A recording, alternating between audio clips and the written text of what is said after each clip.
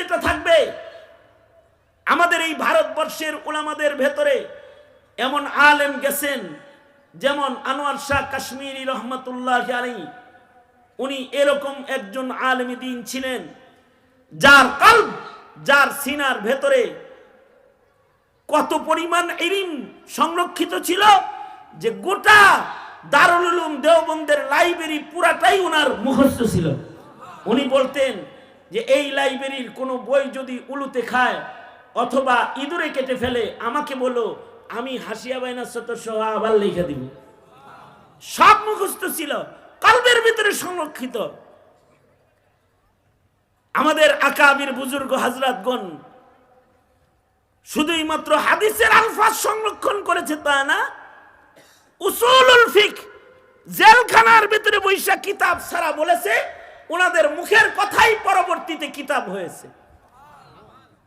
ইমাম সারাকসি রহমতুল্লাহ আলাইহি, জালিম সরকার ওনাকে জেলখানায় পাঠাইয়া দিল, 11 বছর লাগাতার জেলখানায় ছিলেন।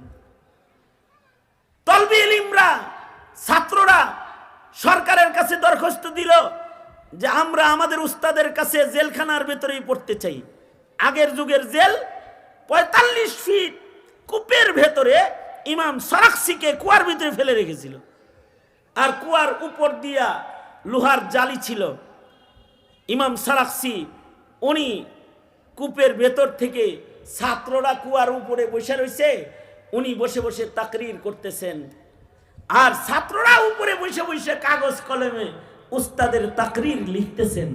11 বছরে মাবসুতের 11 খণ্ড উসুলুল ফিকহের তাকরীর উনি কুয়ার ভিতর থেকে করছেন, আর উপর থেকে ছাত্ররা ওইটা লিখছেন।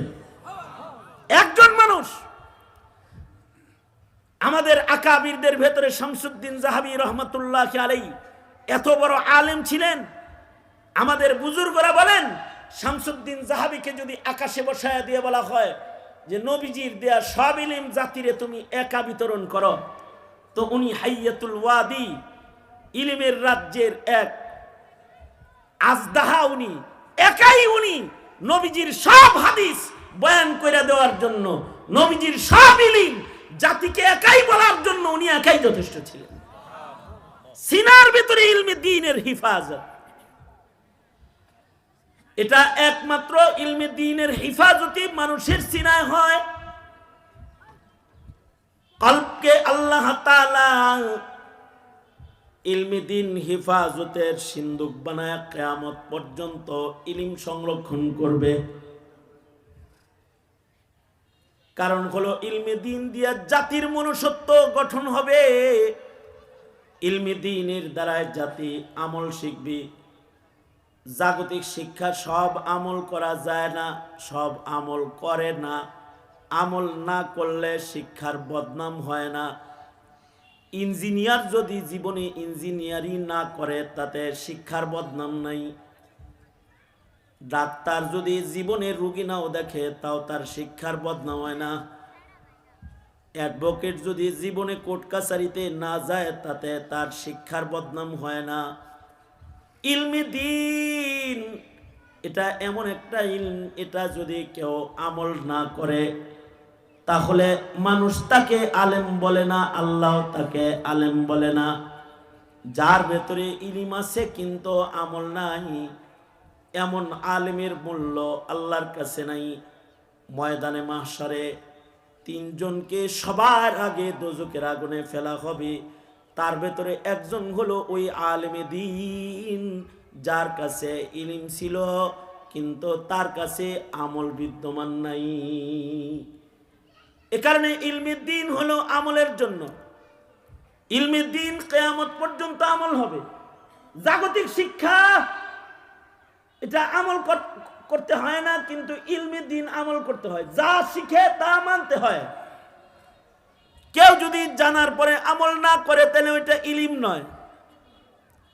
এ কারণে এই জমানায় এমন আলেম গেছে যারা অনেক বড় আলেম ছিল কিন্তু তাদের আমল ভালো ছিল না, মানুষ তাদের আলেম বলে না। যেমন আবুল ফজল ফয়জি কোরআনে কারিমের 30 পারা তাফসীর লিখেছে, তাফসীরে বেনুকাত। যে তাফসীর লিখতে যায় কোনো নুক্তাওয়ালা অক্ষর তার পুরা কিতাবের ভেতরে সে ব্যবহার করে নাই। দারুল উলুম দেওবন্দের লাইব্রেরিতে এখনো গ্লাস দিয়া আটকানো তার তফসির খুলে রাখা হয়েছে। গেলে দেখা যায় তফসিরে বেনুকাত, এর ভেতরে কোনো নুক্তা নেই। 2 খণ্ডের নুক্তা সারা কোরআনের তফসির সে লিখেছে, কিন্তু তার ভেতরে আমলি নুকসান থাকার কারণে তাকে আলেম স্বীকৃতি কেউ দেয় না, বরঞ্চ আবুল ফজল বলে বেআমল আলেম রে গালি দেওয়া হয়। কারণ হলো সম্রাট আকবরকে দ্বীনে ইলাহি বানানোর কুবুদ্ধিটা ফয়জি দিয়েছিল। ইলম তো ছিল তার ভেতরে, কিন্তু আমল ছিল না। কিন্তু আমাদের আকাবিরদের ভিতরে আলেম যত বড়, আমল তার তত বড়। ইমাম আবু হানিফা আলেম বড়, আমলও বড়। 40 বছর এশা রুজু দিয়ে ফজরের নামাজ পড়ছেন। ইমাম আবু ইউসুফ প্রতিদিন 200 রাকাত করে নফল নামাজ পড়েছেন। মুজাদ্দিদ আল ফিসানি প্রতিদিন 400 রাকাত নফল নামাজ পড়েছেন, আর 1000 বার সূরা ইখলাস পড়ছেন প্রতিদিন। কেউ কেউ আছে 1 রাকাতে 1 খতম কোরআন মাজিদ পড়ছেন। আলেম যত বড় তার আমল তত বড়। ইলম বেশি তো তার আমলও অনেক বেশি। আর ইলম যার বেশি তার তাকওয়াও বেশি। ইন্নামা ইয়াখশাল্লাহ মিন ইবাদিহিল উলামা। এই কারণেই জমিনের উপরে অন্যায় দেখলে জাহেলের মাথা খারাপ হয় না, কিন্তু আলেমের মাথা খারাপ হয়ে যায়। কারণ আলেমের ভিতরে আল্লাহর ভয় বেশি। আলেম আল্লাহর কাছে দায়বদ্ধ মনে করে নিজেকে, যে আমি যদি কথা না বলি তো আদালতে কিবরিয়াতে আমাকে আসামি হয়ে দাঁড়ায় যেতে হবে। আজকে ট্রান্সজেন্ডার বাস্তবায়নের পথে এই ইলম যদি আমল শুরু করে, তাহলে পুরুষ সব মহিলা হয়ে ইডেন কলেজের ছাত্রী হয়ে যাইব, আর ছাত্রীরা সব আইসা বিশ্ববিদ্যালয়ের হল রুমে পুরুষ মনে করে নিজের সিট লইব। আর বিয়া শাদী ছাড়াই ভার্সিটির হলরুম থেকে নতুন নতুন ডেলিভারি বাড়ি যদি আমল করবার যায়। এই জন্য সব শিক্ষা শিক্ষা নয়। ইলমি দিন হলো ওই ইলমের নাম যেটা আমল করতে হয়, আর জাগতিক জ্ঞান হলো ওই জ্ঞানের নাম যেটার ভিতরে বারবার ভুল বাইর হয়, যেটা সিরার জন্য আর একটা শিক্ষাবিদ লাগে না। ধন্যবাদ জানাই আমি আমার স্কুল কলেজের ছাত্রদেরকে, যারা নিজেরাই বই কিনে ছোট ছোট বাচ্চারা 21 শিক্ষার পাতা শরীফ শরীফার গল্পকে নিজের হাতে ছিঁড়ে ফেলেছে। ওরা কোনো আলেম লাগে নাই, স্কুল কলেজের ছেলেরা ছিঁড়েছে। কারণ ওরাও বুঝেছে এটা শিক্ষা নয়, এটাই কুশিক্ষা। কথা বলেন ঠিক না? ঠিক ধরে বলেন। এখন সারা দুনিয়ার কুফরি শক্তি ঐক্যবদ্ধ হয়েছে আপনার আমার সন্তানকে কুশিক্ষা দেওয়ার জন্য। এই সময় আপনার আমার সোচ্চার থাকতে হবে ইলমে দ্বীনকে বিতরণ করার জন্য। সঙ্গত কারণে এহে মিল্লাত ইলমে দ্বীনের সাথে থাকবো ইনশাআল্লাহ। বলেন আরো জোরে আওয়াজ করে বলেন ইনশাআল্লাহ। তাহলে বুঝে থাকলে বলেন, মাদ্রাসার পক্ষে থাকবেন না বিপক্ষে থাকবেন? আলেমদের সাথে থাকবেন নাকি আলেমদের থেকে দূরে থাকবেন? আলেমদের পক্ষে থাকবেন না বিপক্ষে থাকবেন? ইলমে দ্বীনের নুসরাতকারী হবেন নাকি দুশমন হবেন? ইলমে দ্বীনের নুসরাতকারী হবেন ইনশাআল্লাহ। বলেন ইনশাআল্লাহ। জোরে আওয়াজ করে বলেন ইনশাআল্লাহ। আল্লাহ কবুল করেন। বলেন আমার সাথে, আলেম ওলামা যেখানে, আমি বলবো আলেম ওলামা যেখানে, আপনারা বলবেন আমরা আছি সেখানে। আলেম ওলামা যেখানে, কোরআন সুন্নাহ যেখানে, আলেম ওলামা নাই যেখানে, কোরআন সুন্নাহ নাই যেখানে, কোরআন সুন্নাহ যেখানে, আলেম ওলামা যেখানে, কোরআন হাদিসের আলো সর্বত্র জালো ইনশাআল্লাহ। বলেন ইলমে দ্বীনের পক্ষে থাকতে হবে। কারণ ইলম থাকবে ইনসানিয়ত থাকবে, ইলম থাকবে তাকওয়া থাকবে, ইলম থাকবে আমল থাকবে, ইলম থাকবে চরিত্র থাকবে, ছাগল হয়ে যাবে, মনুষ্যত্ব হারায় যাবে। এ কারণেই আল্লাহ তাআলা তার নবীর মাধ্যমে ইলমের বিধান বর্ণনা করেছেন, তালাবুল ইলমি ফারিদাতুন আলা কুল্লি মুসলিম, সব মুসলিম নর আর নারীর জন্য ইলমে দিন শিক্ষা করা ফরজ। ইলমে দিন নিজের চেষ্টায় শেখা যায় না, এটা আল্লাহর কাছ থেকে লইতে হয়।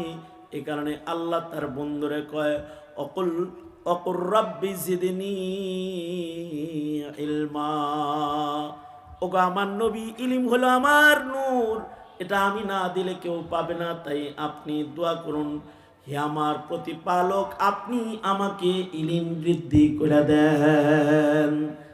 আপনারও বলতে হবে, ওগো আল্লাহ, আপনি আমাকে ইলম দান করেন। যদি পারেন তাহলে আলেম হয়ে যান, তা না পারেন আলেমের মোহাব্বতকারী হয়ে যান, তা না পারেন তো আলেমকে সাহায্যকারী হয়ে যান, তা না পারেন তো আপনি আলেম বানানোর জন্য মাদ্রাসা কায়েমকারী, নুসরতকারী হয়ে যান। সাবধান, আলেমের দুশ্মন কিন্তু হওয়া যাবে না। যারা ইলমের দুশ্মন তারা আল্লাহর দুশ্মন। আসন্ন বিশ্ব ইজতিমা হলো ফরজ ইলম জাতির কাছে বিশ্বব্যাপী বিতরণের দাওয়াতি নিজামের মাদ্রাসার নাম। 2 3 এই কথা কয় না, 2 3 4 কি শিখানো হবে? এই তাবলীগে চিল্লা লাগাইলে কেউ মুফতি সাহেব হয় না, খতিব সাহেব হয় না, ইমাম সাহেব হয় না, কিন্তু তাবলীগে সময় লাগাইলে ইমান বেঁচে যায়, বেঈমান হয় না, শরীফ থেকে শরীফা হয় না।